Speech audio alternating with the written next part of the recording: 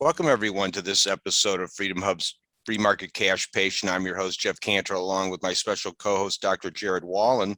We are totally sponsored by the Freedom Hub, which is the Disruptors Intersection. And we're focusing in on healthcare because that's really where the issues lie. And we've got some serious problems in the industry. Most everybody's figured that out. And the character in the middle actually goes by a bunch of names anymore these days. And it's gotten a little confusing, maybe. And then on top of it, it's gotten a little pricey. So this is a reality a lot of people almost have to consider. And then information's all over the map. What do I understand? What do I trust? What's continually the same? And where's it going to go? So we're really fearful of that possibility, and we want to kind of work as hard as we can to prevent that from occurring. So on our site with the webinar page, if you hover over home, you'll come to webinars and you'll be able to get a breakdown on all of what we're doing here. But before that, for a minute, if you hover over there as well, you'll see continuing the conversation, and that brings you here where you get to connect with the guests after today. So if you really get excited or want to follow up on what's happening here, this is your chance to do it. So let me introduce for a quick second here, because as I said, we've got our regular call and then we have our evening call. And then tonight I have a special co-host, and this is Dr. Jared Wallen. So he's a doctor, but he's also MBA and a board certified urological surgeon. And he started a self-directed medical education program, and also has a medical consulting practice, which is cleverly called You and We. And so he's here tonight to help us introduce today's special guest. Dr. Wallen? Thanks so much, Jeff. Thanks so much, everybody, for joining tonight. We got a great program here. You know, I think Jeff kind of alluded to these middlemen in the United States healthcare system, and most of my colleagues and most of the people that I know of and respect their understanding of the business of medicine think that a lot of middlemen actually need to be removed from the system to make more quality and cost-effective, interventions. But Mr. Kelly Webb, who's from the VP of Marketing for Exclusive Surgery Solutions, is actually here to tell us why, when it comes to surgery and saving money, you might be able to use him as a middleman to get a much cheaper cash price. And so all these locations, I think, are listed on the Wow Cash app, which is basically a cash or direct care app linking patients to healers. And without further ado, Mr. Webb, thanks so much. My pleasure. Thank you for the introduction. I appreciate it. Yes, we're pleased to be here. And as we stated, let me just get my screen up here. There we go. And let me just share this presentation. Give me a couple minutes, I think, before I do that. So just a little bit about us. We're physically located in Peoria, Arizona, which is a suburb of the Phoenix area. And yes, I'm a Cardinals fan, but I'm actually a bigger fan of doctors and surgeons than I am a Cardinals fan. And why would I say that? Well, previously to this, we ran a business of doing medical billing for surgeons, doctors, ambulatory surgery centers nationwide. And we were in the battle for 15 to 20 years in fighting, getting paid by the insurance companies for doctors and providers and ambulatory surgery centers. So we were constantly facing the excuses of United Healthcare, Blue Cross, and the rest of them saying, well, that claim didn't make this cycle run, or we didn't find that, or you need to resubmit this piece of paper before we can pay this claim. So we fought that battle for quite a number of years and understand the ins and outs of what it took to get a doctor paid and represent that. And we did an exceptional work. In fact, our work was so well received, doctors referred us without even any marketing to each other because we were getting them paid. We sold that business along about the time that the ACA came out and totally disrupted our out-of-network business, because we literally felt that being out-of-network was going to be totally disrupted.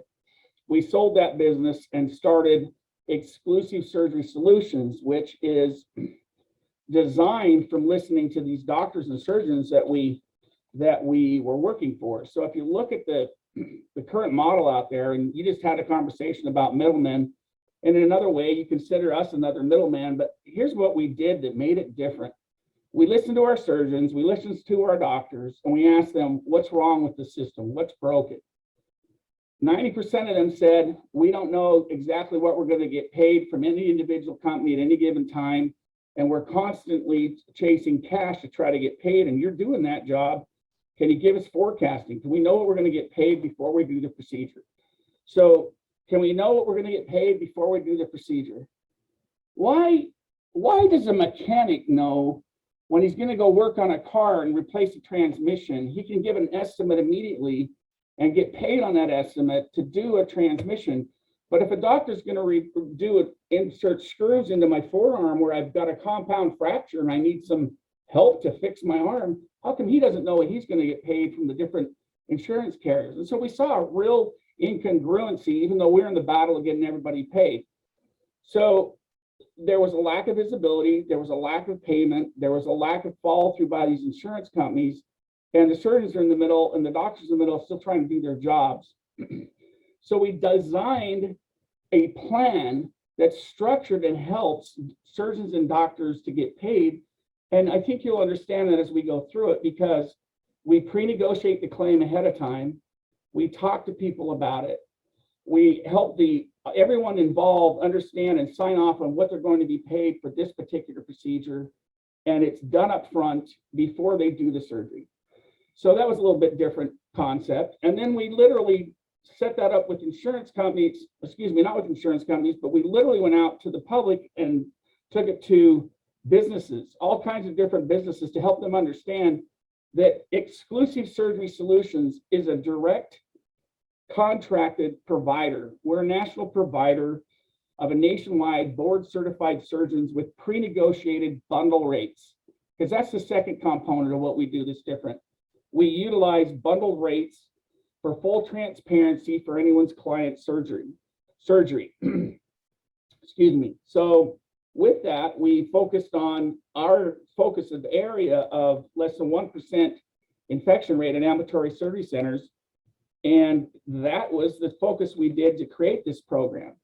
But with that, let me go through a few slides and kind of just give a little bit more overview as to how and what we do and how it can help you in your business. So can everyone see my screen now? Yes.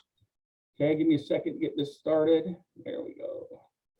Okay, so obviously we're Exclusive Surgery Solutions, and we're literally bundling these claims in surgery to provide a benefit across the board. We literally are listed as a benefit provider in a plan benefit that accepts our plan and our benefit. So if we look at it, I kind of want to talk honestly about how healthcare is set up these days. And we understand the frustrations from both sides of the argument now. We're seeing it from both surgeons, the doctor's point of view, and also the employer who's fronting most of these costs and paying into a plan with a commercial insurance company. And we understand the frustrating reality. Costs are skyrocketing. There's literally a denial of service problems where a lot of surgeons and doctors are saying, hey, we can't work at this low of a rate anymore. If we're only going to get paid this amount of money for this surgery, we're not going to take that group's insurance. So that's going on. There's overbilling, there's balance billing. Patients are getting hit with balance bills, and there's a lack of transparency. Well, patient infection rates are rising. Balance billing is wiping out families financially. And the industry noise, that word noise is really kind of interesting, because that really is a lawsuit where a hospital is suing a particular group saying, you're paying us at rates that are not acceptable, and we've got to have a bigger payment. And they're winning those cases. So patient care has seemed to become secondary to profits. And so there's problems on all areas out there. If you look at the brokers who are representing an insurance plan going to an employer group, they're having a hard time keeping their clients happy. They're working with a commercial insurance plan. They're trying to keep this, and they come back, the next thing you know, the premium's gone up by 30% from that particular previous year, and they're losing that employer group because the employer group's going to go with somebody else who could deliver it cheaper. And there's a lack of medical management, there's a lack of management in the supply chain all the way down the line. Well, with bundled claims, we feel like we're doing a better job of that, and I'm going to get into that in just a second. But the same thing's going on at the third-party administrator or the medical management group. They're trying to find affordable options that work for everybody and the right balance of, value, coverage, et cetera. And even the employer, the union, they literally are after better care. Kaiser Permanente put together a statistical line here of showing the annual cost for workers and the employer contributions to premiums and total premium for a family coverage. And if you notice, this only goes up to 2015, but those bars haven't gone shorter, they've gone longer. If you look at the light blue, employer contribution continues to get higher, and this is for the premium that's being paid annually to cover the cost of those insurance groups. So the costs just keep going up, and the worker contribution is going higher. We're seeing plans that have $5,000 and $10,000 deductibles that a lot of the workers are not able to utilize because they can't afford the deductible to go get the surgery. So we literally have a plan that's a lot different, that's structured different on this particular area that helps and design and takes care of some of these needs. So, excuse me just one second. What we're really talking about is designing and trying to control 20% or more of the healthcare supply chain. In other industries, anyone that's in business or an industry, Apple Computer, for example, or Tesla, or any other technical, HP, for example, they all manage their supply chain. You don't see a lot of healthcare supply chain management in commercial insurance with the BUCAs because they're the ones getting paid on all these additional fees that they're getting coming into them. And they don't pass that back to the employer. They kind of keep it for themselves, and it's certainly not going to the doctors. So we're aware that the doctors are getting paid less money along the way, and their reimbursements have been going down and down and down when they're the ones actually doing the work. So this plan design came together to literally help satisfy the needs of all these groups to create a balance. And we've leveraged our nationwide network of surgical facilities to provide a superior service and patient care. Now, there's real true cost containment involved, but the good news for providers is we actually want to pay you more than what you're normally getting paid on your commercial insurance plans, because we're restructured how we're in our bundles that we're doing it. So literally, we're structuring and creating a method that we're paying above commercial plan lines in most of our surgeries to the surgeon themselves, because we figure that they're the ones doing the work and they're the one that's more certified and they're the one doing it right the first time. So we do a stringent vetting process to try to have the best quality level that we possibly can with our surgeons nationwide. And we literally look at that to design it so that patients are taken care of. And we do it to literally help the patients as well as the employers and the surgeons. So we've got a reduction of planned surgical costs that it exceeds 40 to 50% on these pre-negotiated bundled case rates, which includes the surgeon, the anesthesiology, any implants, the facility, and even a 90-day guarantee. Also, you could throw into that the DME equipment and any post-surgery therapy like physical therapy. And also, if you have any labs or any other issues that are going on that need to be taken care of, it could be included in the bundle. Because we've bundled that up, and what that means is we negotiated with all these different providers and literally talked to them, communicated to them about their costs and their fees, negotiated a price rate and a rate with them prior to that surgery. It's taken care of, and they know what they're going to get paid on it on the before the actual surgery happens. Okay. Also, the next thing is that we designed our program that these surgeries should take place in the city where the patient lives or as close to the patient as possible. Our format is not based on a travel network, in that we don't want people traveling, say, from here to Oklahoma to go have surgery, because have you ever taken a plane ride after surgery? You're really not supposed to. And if you get home and in 2 or 3 days you have complications, where are you going to go for the follow-up with that surgeon? The reality is most surgeons in your local area, if you've traveled somewhere, they don't want to pick up someone else's problems or someone else's surgery. So that patient's going to end up in the emergency room at the hospital to try to get care if he's been on a travel network, because he's probably not traveling back to the surgeon that did the work. So we're actually tracking the surgery, the outcome, and we work with patients to follow through and contact with them to keep them involved. Now, as part of, we had a lot of disruption in our plan if you look at it and hear about it, because it goes against the grain of some of the standard stuff out there. But one of the things that we do is, if you're aware of how benefit plans are created, each one of those services that are in a benefit plan are charging that employer group per head a cost per month per employee. Our program, we're not billing the employer group anything up front. They pay for our service at the time of service. At the time of service is when they're paying for it. It goes through as an administrative cost. And so we're saving them money up front. For example, if they have 500 employees and the national average is that 10% of employees have surgery or an elective surgery during a given year, they're only paying for 50 heads instead of 500.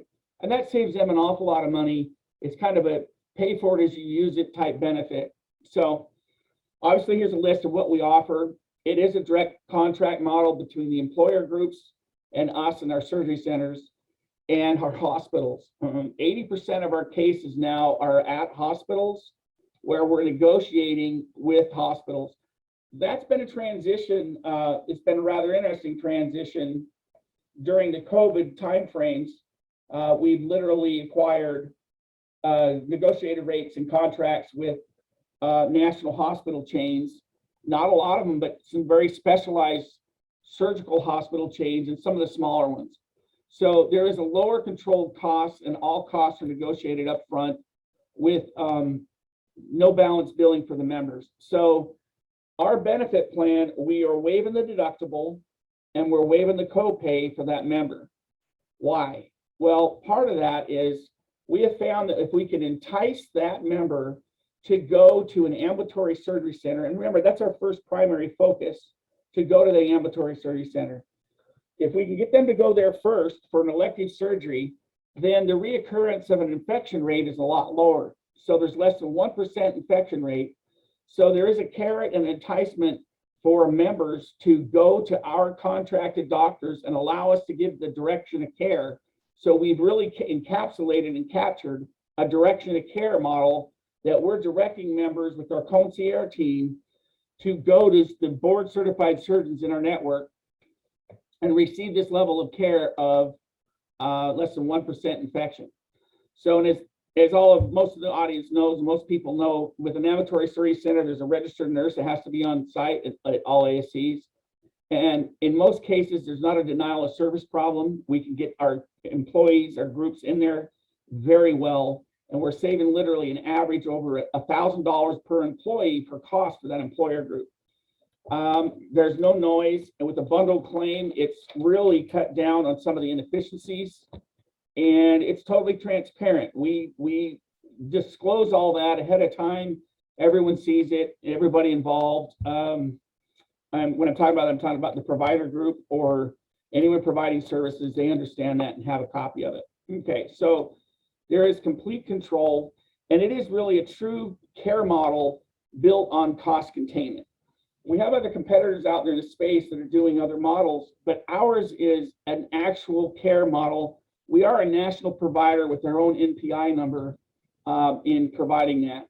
Now, this is going to be a little bit more redundant, but literally we're just looking at some of the less than 1% infection rate in the ambulatory surgery center space, and the readmission rates are less than 1%. So patients, why is that? A lot of people don't understand that. Well, that's because patients go home at the end of the day, as most of the doctors and surgeons know, and they're not staying overnight in the hospital, and they're not as exposed to, say, if a hospital has a MRSA situation, they're not as exposed to that as they were. Now, on that comment, I know that even prior to COVID, we had problems here in the Phoenix area. One of our large major hospital chains had a 10% infection rate.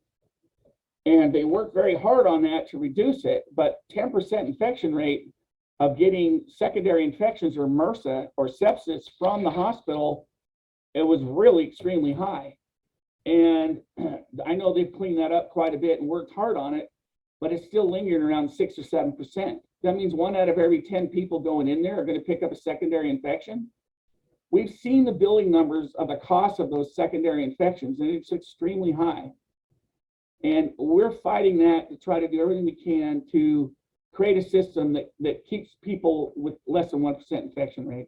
So obviously we've talked about this already, and a lot of the total transparency or bundled claims, and it gives a little bit more complete control of the billing by all the upfront negotiation. I have doctors and surgeons ask me quite often, well, what if I get in there and find out I have to repair something? Great, just get a hold of us within 24 hours of the surgery and let us know what was going on. Put it in your documentation. Have an office member, a staff member of yours reach out to us and say, we pre-negotiated this case at this rate, but when we got in there, she had 2 hernias instead of 1. Or he had other problems, and here's what we handled, and here's the codes we used, and here's what we did.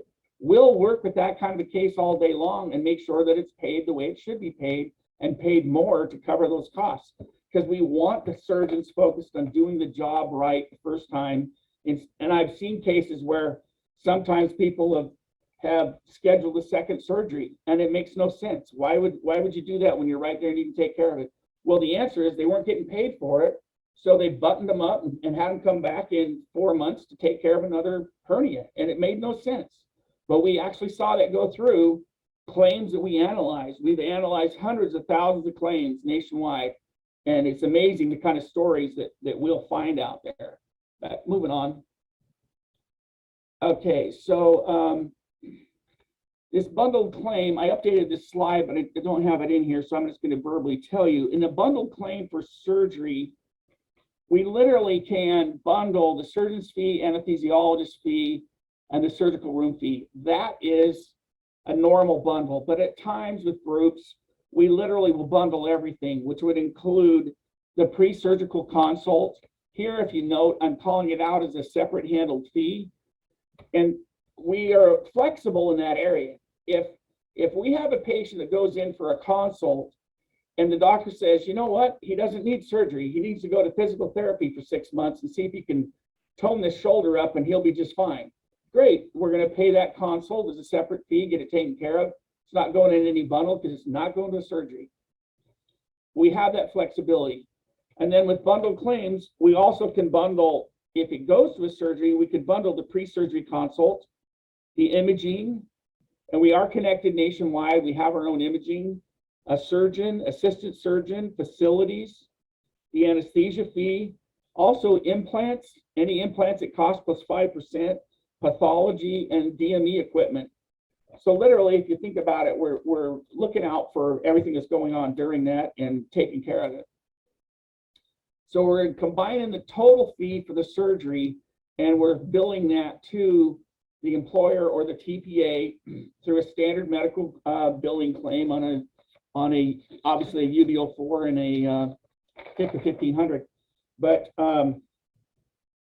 so that's literally the billing method it's going through, and they get a one claim for the total fee, and then we literally distribute that to all the taxed entities involved in the service. So if the anesthesiologist is going to get a separate check from, say, the surgery center or the doctor performing the surgery. And like we already stated, prior negotiation and signed agreements are on the fees prior to the surgery. So it creates a very predictable value-based pricing, creating these bundles. And all of the other medical professionals must be priced into the procedures. The operating rule tools, the implants have their own value, and there's got to be a global period that we utilize for the 90 days included. If you take a look at it, we just had a case come through where it was a spine surgery, and the individual had a very hammered spine. Let's put it that way. His spine was in a very bad state, and it needed obviously a cage and some implants and everything to go on with that. But the surgeon contacted us, and we went through with his office some details about the case. And he says, in order for me to do this case, even at the hospital, I'm going to need surgical assistant surgeons. I'm going to need at least 3 or 4 other surgeons for this case in order to do it. We negotiated a rate up front with him and his group to increase that surgeon's fee to cover that cost. Now, I'm not saying that they were paid at full boat. That's not what happened. But literally, they were handled and treated as professionals that they are and paid.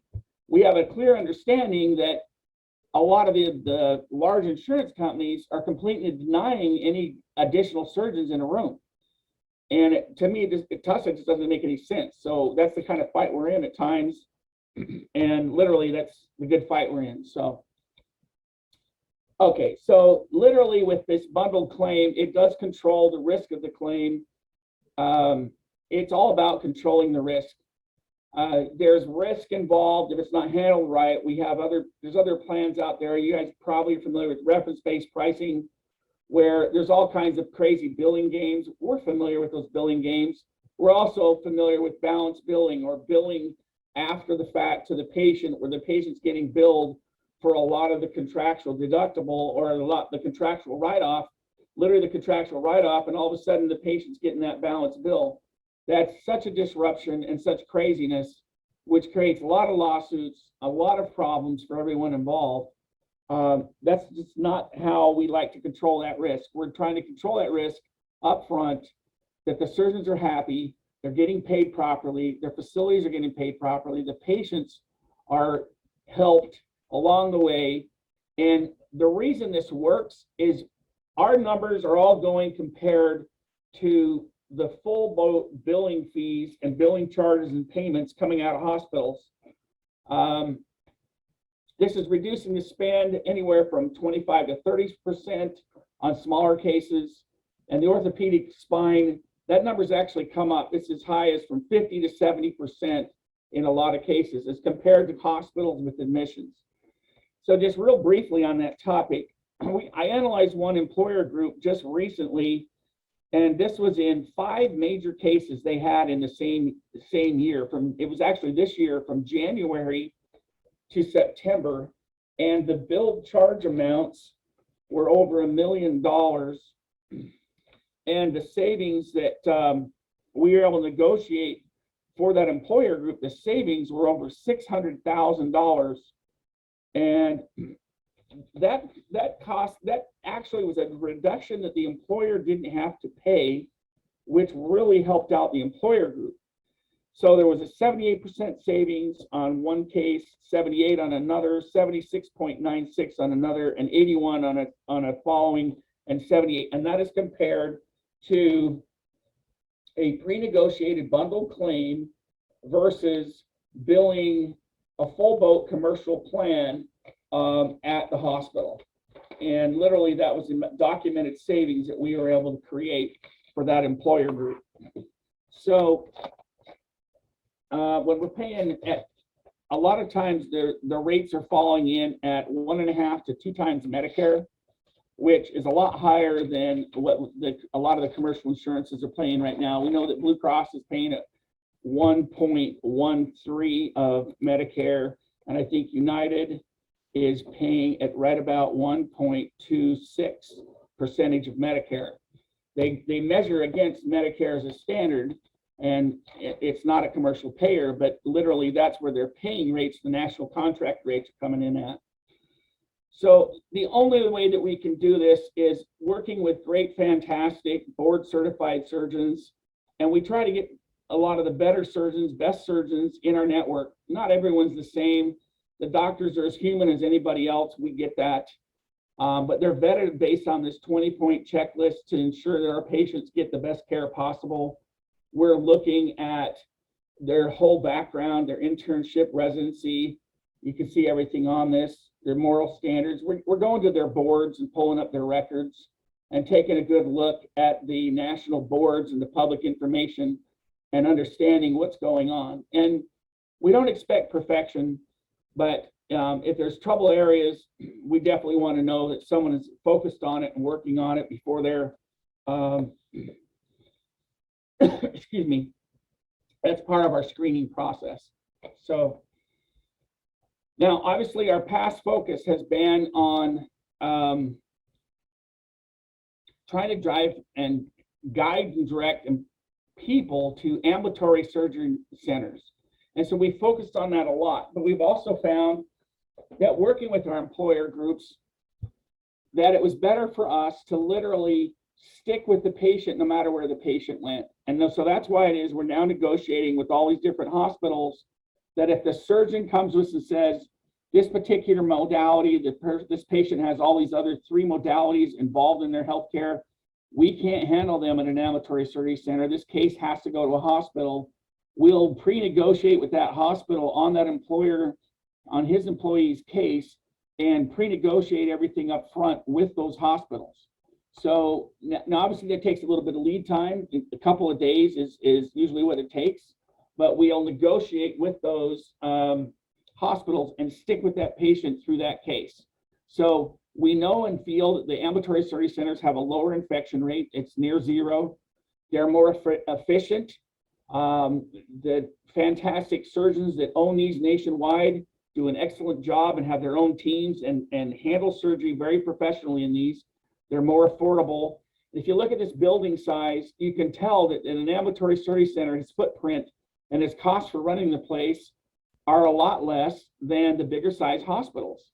Just the footprint alone, I would not want to pay the air conditioning bill in one of our local hospitals here in Phoenix.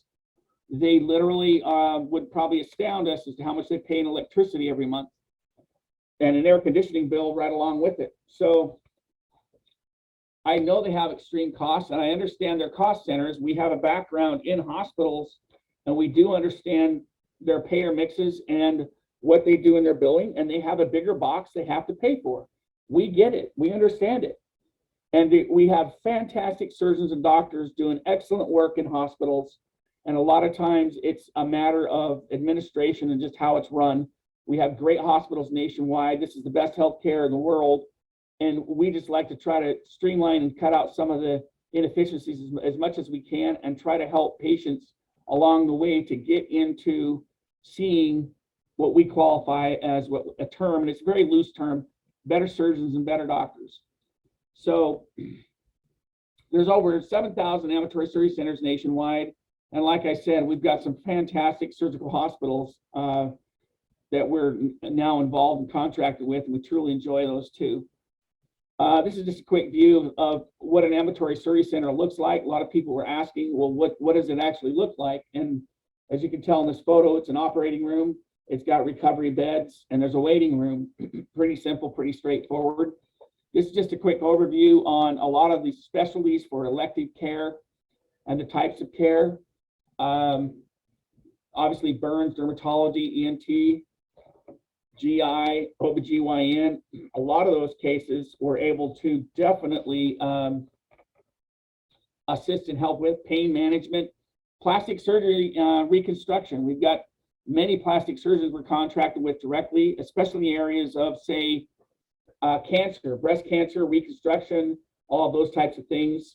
Our plastic surgeons do an excellent job, and that's a needed area. And obviously, they're running an ambulatory surgery center. So podiatry, spine, urology, vascular, everybody can read this list.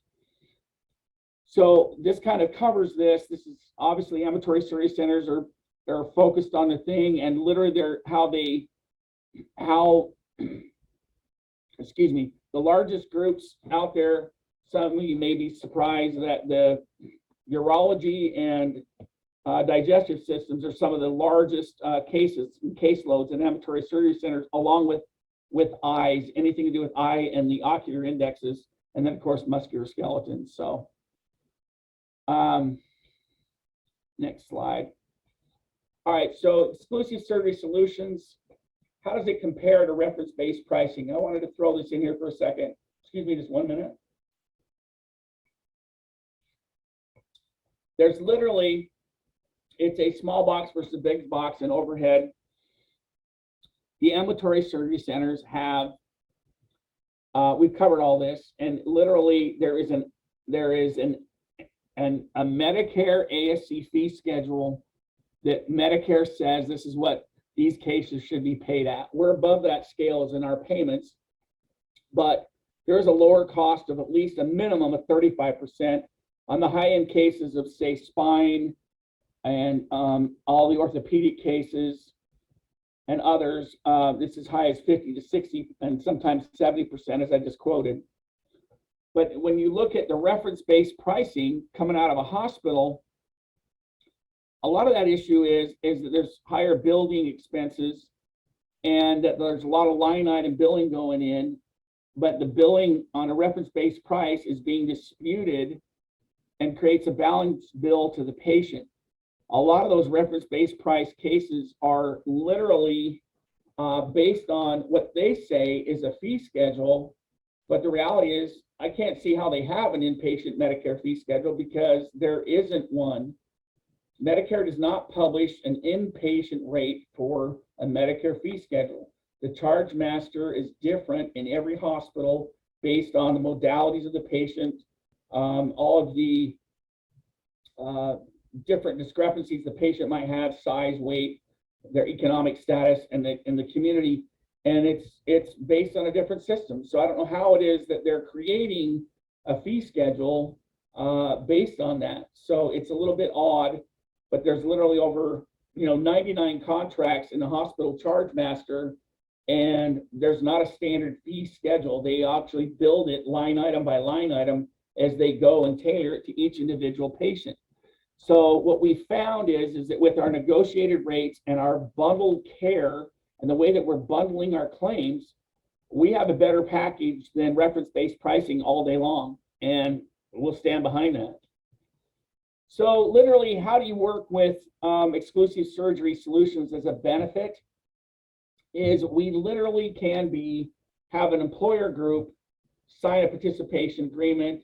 You add us as a surgery benefit and the benefits, and we can literally add the electronic fee for authorizations and inform any employees or families or groups and call prior to surgery.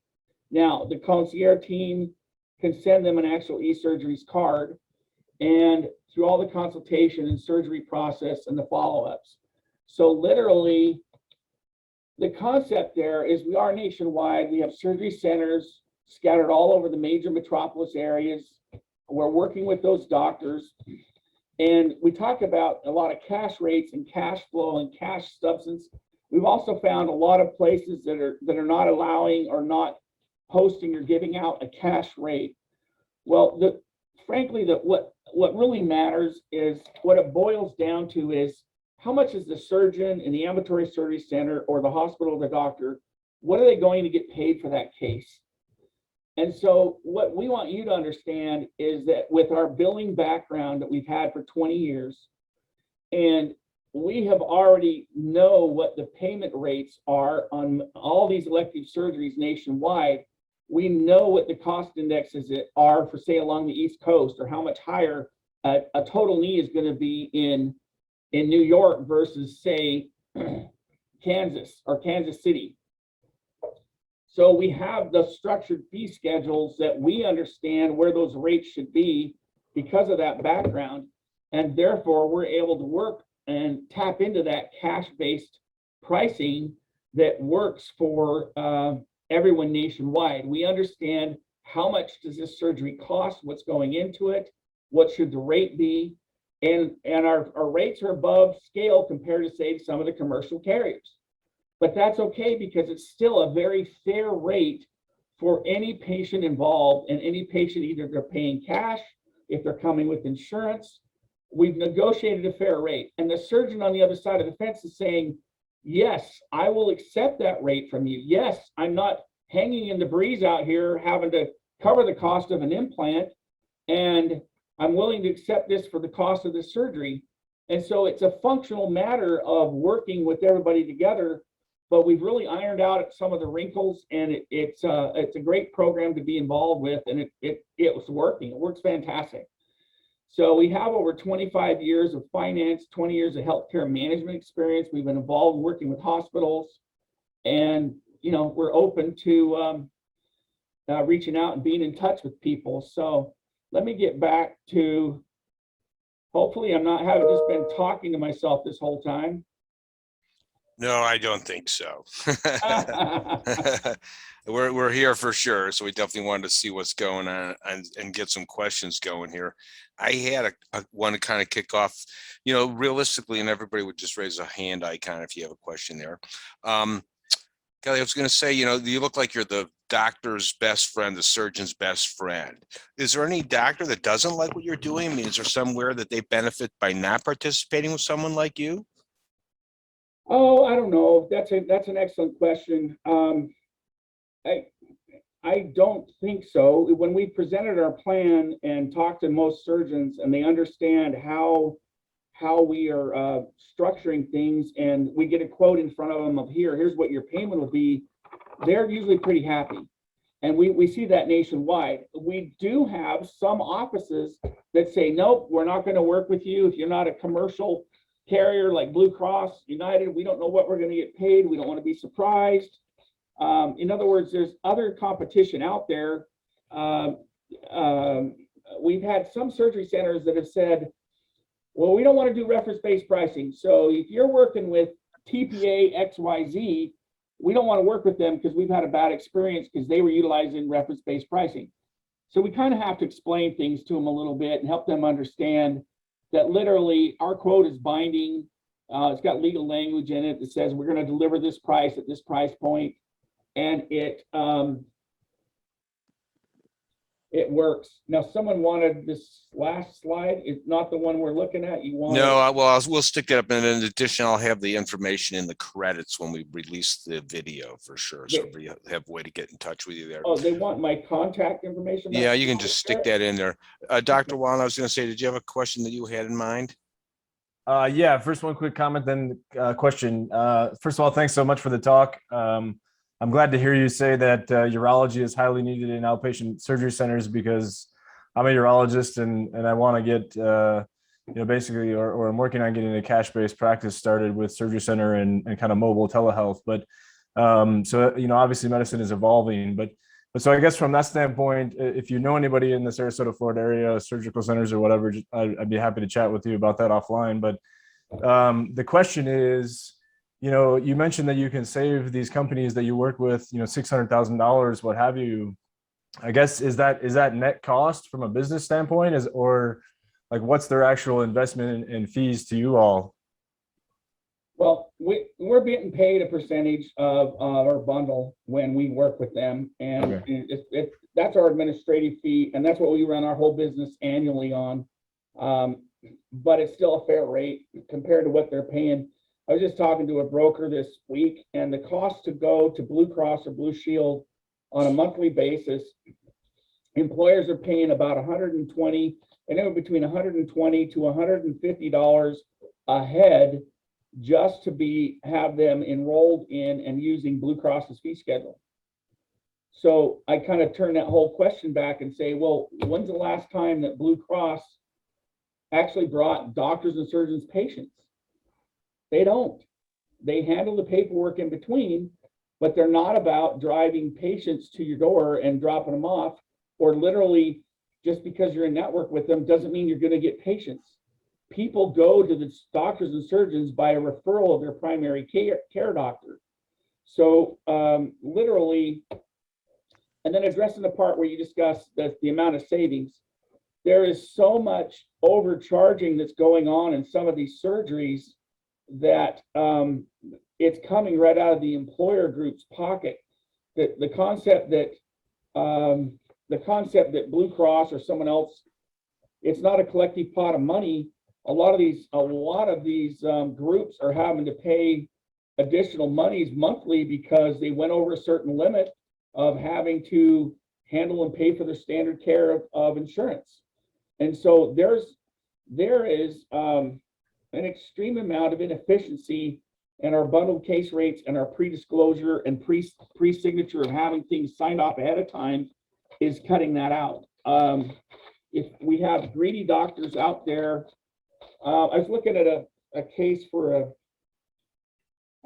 case this week for It was a spine surgery. It was one I mentioned that had 4 assistants in it.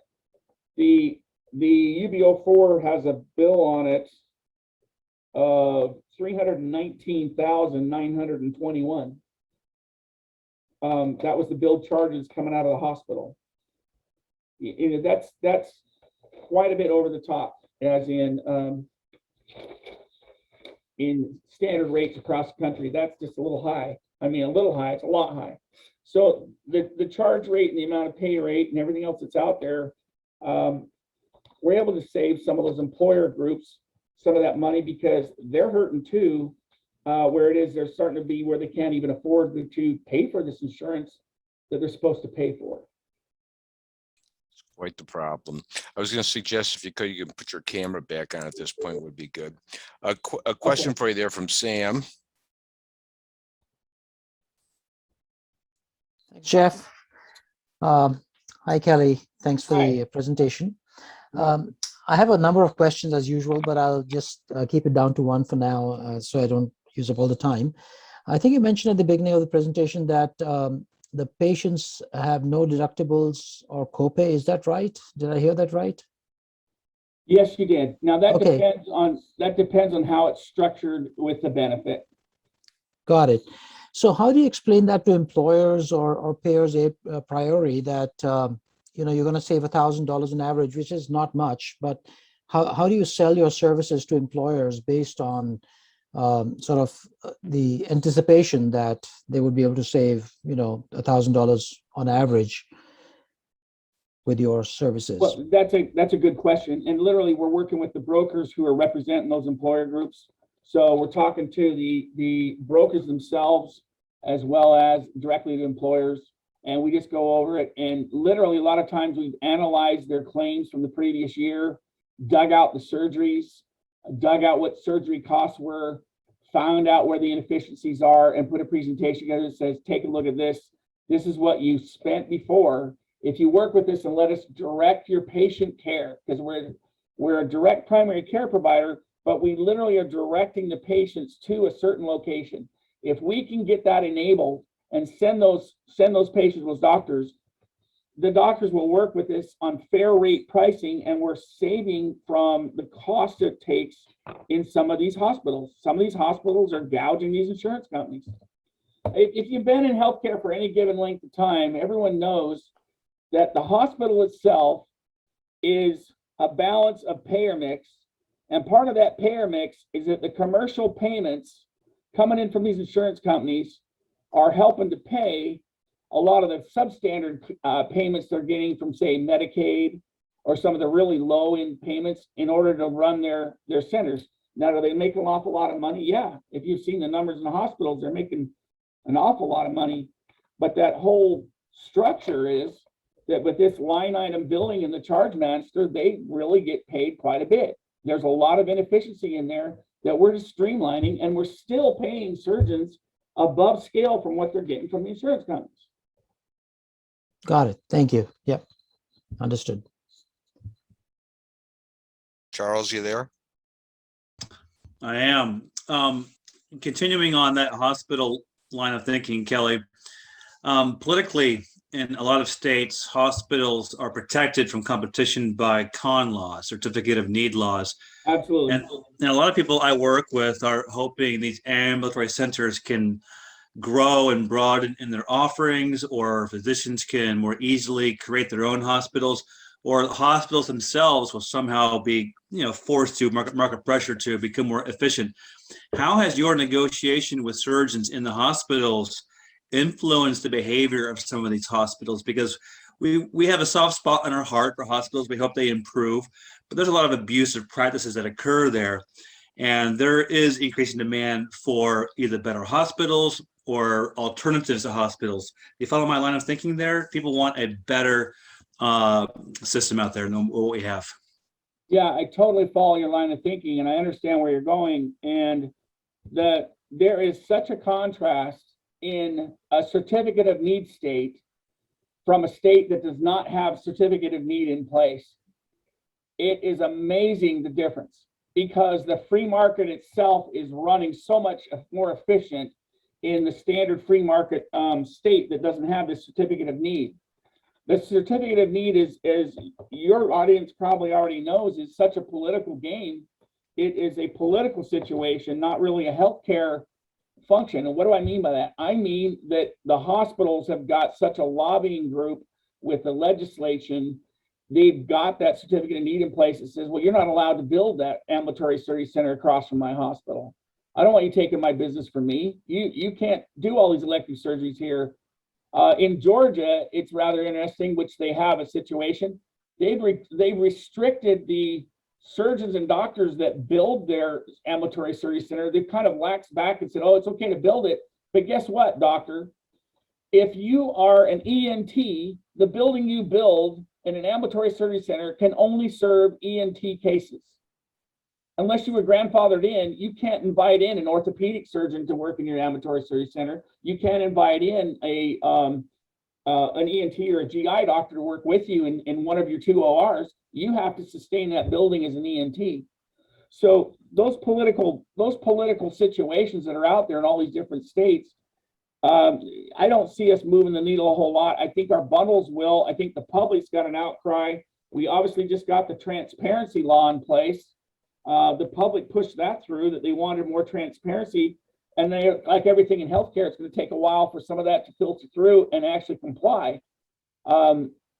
You've seen all kinds of different things that went into effect in July 1 of this past year, but you don't see a lot of the transparency. In fact, the hospitals still are refusing to give up their fee schedules.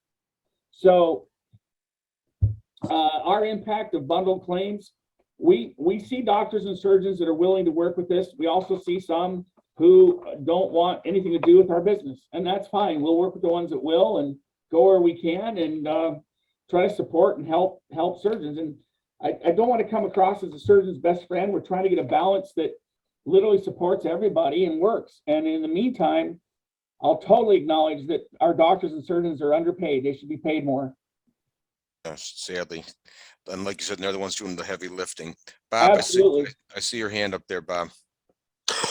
Yes, I had a couple of comments on a couple of interjections from Jared and from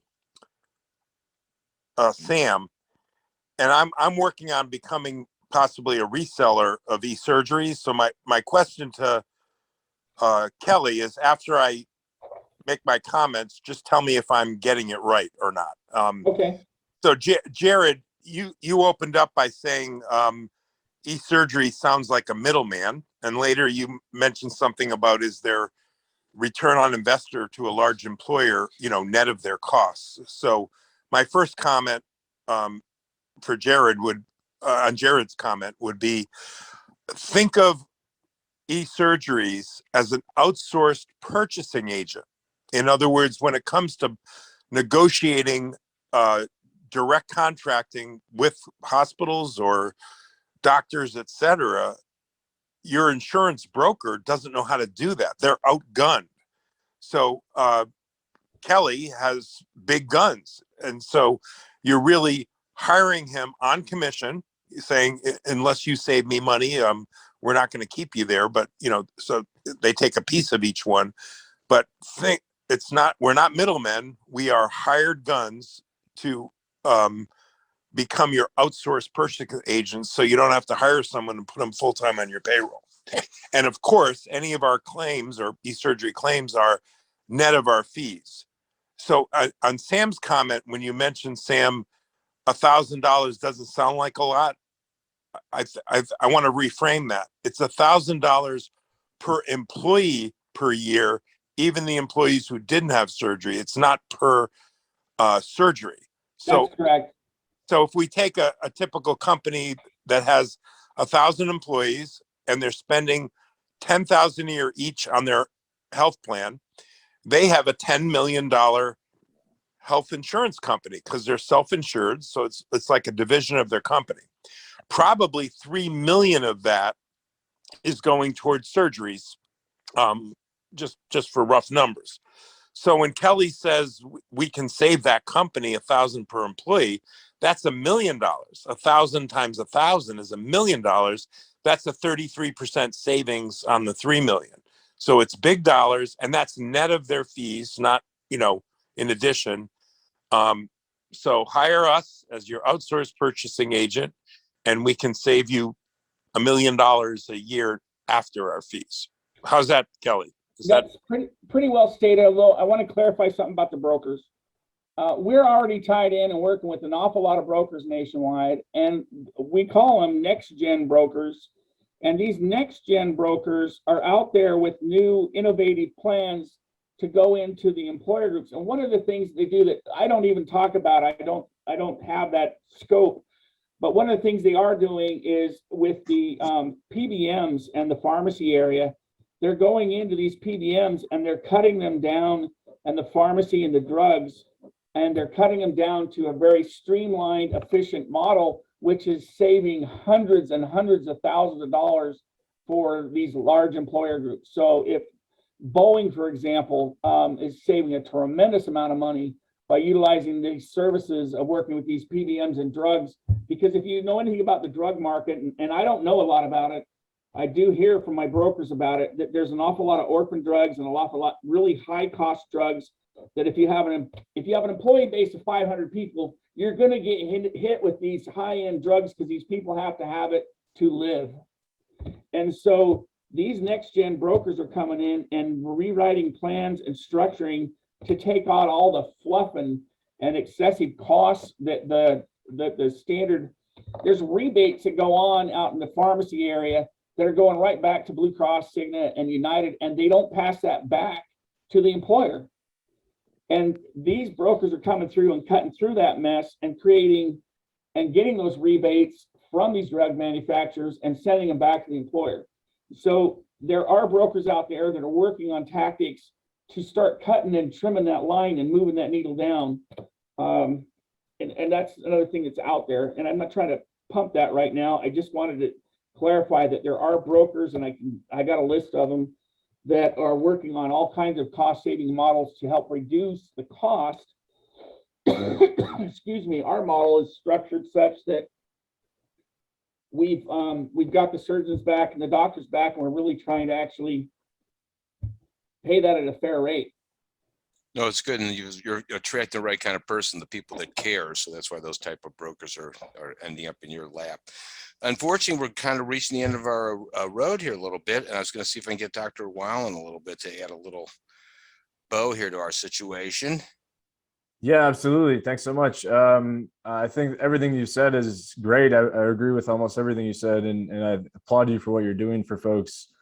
I guess again, from your marketing background and position such, VP, what are you doing as a company then to bring, like, funnel patients into the surgeons? Are you guys doing a big campaign on that on your end, or to get patients into the funnel? We've got an awful lot of things going on. We're literally, in fact, the first part of next week, I'm going to a massive broker conference to actually deal with the brokers themselves directly as they're representing these companies. We're also working with a lot of other groups to get into we've got some major cities and involvement there, and we're putting more stuff out so people understand what we're doing. So we do have some marketing efforts that are going on out there that are reaching people and helping them understand. But it's obviously a group that needs to be self-insured and self-directed, understand what's going on. But a lot of our counties, municipalities, and cities have that structure working with the TPA, and we're tapping into those and helping them to understand exactly what we can do to move this whole needle and yet still take care of the doctors and the surgeons the way they should be. It's kind of nice to be able to influence the influencers in that regard, the policymakers, because then they understand what they're legislating about. That's great. Well, listen, I have to tell you, this was fantastic. So I appreciate you spending all this excellent time with us today. Thank you. Glad to be here.